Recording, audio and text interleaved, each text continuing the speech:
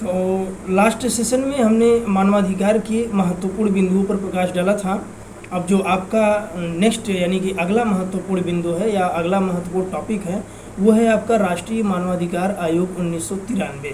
राष्ट्रीय मानवाधिकार आयोग 1993 की धारा 3 में इस बात का व्यवस्था किया गया है या फिर यह प्रावधान किया गया है कि मानवाधिकार के स्थायित्व के लिए और उसके लक्ष्यों को प्राप्त करने के लिए एक मानवाधिकार आयोग का गठन किया जाना या उसकी व्यवस्था किया जाना अत्यंत आवश्यक है।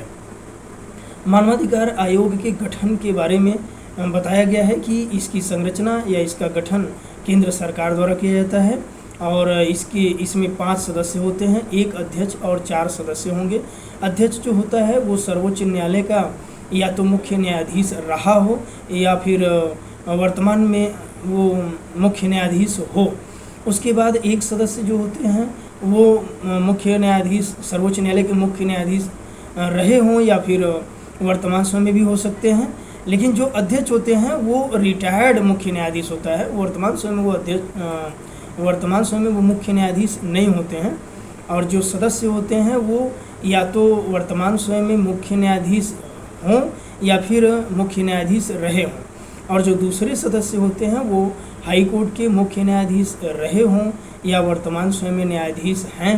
और 2 अन्य सदस्य जो होते हैं वो ऐसे व्यक्तियों को सदस्य बनाया जाता है जिन्हें मानवाधिकार के व्यवहारिक ज्ञान के बारे में अच्छी जानकारी होती है या व्यवहारिक ज्ञान होता है।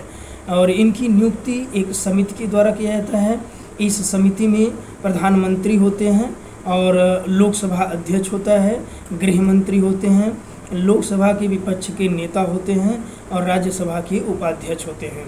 इन सब के द्वारा मिलकर के समिति का गठन किया जाता है और यह समिति मानवाधिकार के अध्यक्ष और सदस्यों का निर्वाचन करते हैं।